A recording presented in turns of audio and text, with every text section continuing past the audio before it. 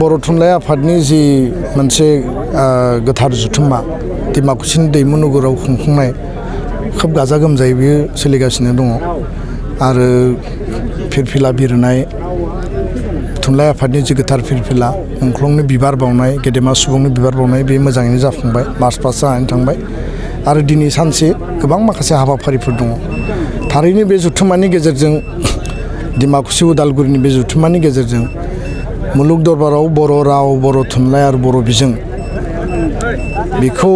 आरोबाव राफोद आरो मजबुत खालामनायनि जोङो आगानसेबाव साहस मोनगोन आरो 64 बोसोराव बर' थुनलाइ आफादा जि मोनसे घात प्रतिघातनि गेजेरजों जि मोनसे जुजिनाय थासारिनि गेजेरजों जोंनि मिडियामखौ एस्टाब्लिश खालामनायनि बेलायाव जोंनि रावखौ गोसारहोनायनि बेलायाव जि मोनसे जुजिबोबाय आरो दिनै मुंख्लंफोरनि त्यागनि बिनिमयाव बर' रावा 80 सिदुलाव दिनै जायगा मोनबाय मर्यादा मोनबाय आसामनि लोगो सरकारि राव हिसाबै बियो दिनै थिसनजाबाय आरो लोगोसेनो बे रावनि मिडियामा दिनै क्लास 10 निफ्राय 12 सिम सौहैबाय बियो खोब खम समनि गेजेराव मोनसे जाफुंसारनाय आरो बेयाव बर' थुनलाइ आफादनि मेंनो रोङै हाबा मावनाय बे जि डाइरेक्शन आरो बिथांमोननि लिडारशिपनि थाखाय जोङो बे दैदेनगिरिफोरखौ जोङो मान होनांगोन खम समनि गेजेराव बर' हारिया जे बेखिनि एचिभमेन्ट मोनदों बुहुमनि मानसि भारतनि मानसि आसामनि गोबां सुबुङानो दिनै जोंखौ माने बाख्नायो आरो बेखिनि लामा हान्थिबोनायाव जथेस्थ' जोङो जेंना जोङो मोगा मोगि जानो गोनां जादों दिनै बे जथुम्मानि उनाव आरो बे जथुम्मानि गेजेरजों फैबाय थानाय 50, 100, 200 बोसोरनि लामा हान्थिनायनि थाखाय बर' थुनलाइ आफादनि बे जथुम्मायाव थांखि आजावगोन आरो डेलिगेटआव सावरायगोन दा बेयाव हाजार हाजार सुबुंफ्रा बाहागो लादों नेपालनि बांलादेशनि वेस्ट बेंगलनि मेघालयनि दिल्लीनि गोबां थुनलाइनि थान्दै बिथांमोना बाहागो लाफैदों आं सानो जे बर' रावा मोनसे गोथां राव अन्थाइ मुगानिफ्रायनो बर' रावा थांनानै दङमोन आरो प्रागज्यतिसपुर कामरुपा कसारि किंडम जि डाइनेस्टिफोर दङ बर' रावा गोथाङै थानायखायसो जोङो बर' हारि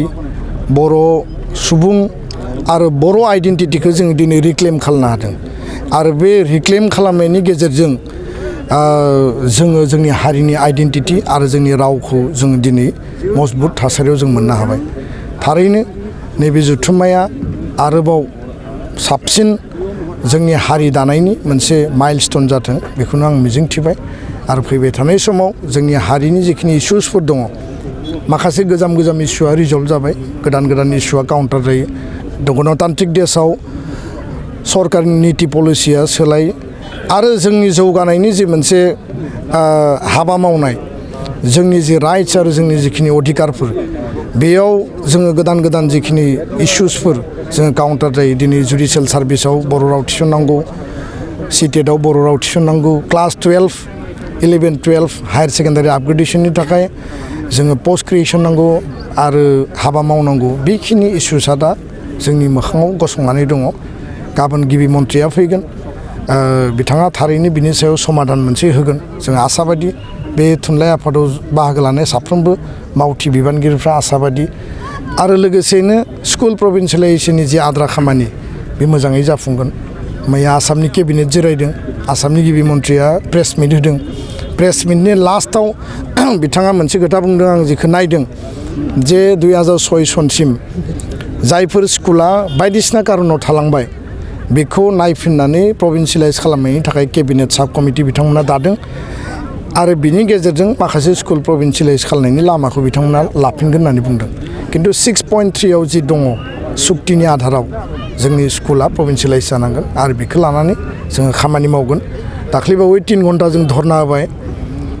आरो बे धरना होनायनि उनावनो आसाम सरकारा जोंखौ रायलायनो लिंहरदों एबसुआ साहित्य सभाया जिखि एक्सन रिएक्सन जिखि स्टेटमेन्ट जिखि जोङो हाबा मावा मानो सरकारा जेब्लायबो जोंखौ एटेनसन होनो बाध्य कारन जोङो ओरैनो साधारन आफाद दानानै आफाद खालामाखै आरो माहारि आफादनि मर्यादाया जोङो ओरैनो बे स्टेटासाव मोनफैयाखै दा बेखायनो थुनलाइ आफादा जि बुंगोन एबसुआ जि बुंगोन हारिजों लोगोसे सरकार आरो देशनि बुहुमनि मानसिफोरा बेखौ खोनासङो बिजिरो नायो जे बिथांमोना बे खोथाखौ मानो बुंदों आं बे फोरोंगिरि थिसनथायनि बिथिङावबो गोबां आद्रा जानानै दं बेनि सायाव मा बुङो टिचार एपइन्टमेन्टनि प्रसेसा सोलिगासिनो आरो गोबां सिंगल टिचार दंबावो बेयाव फोजोबनांगोन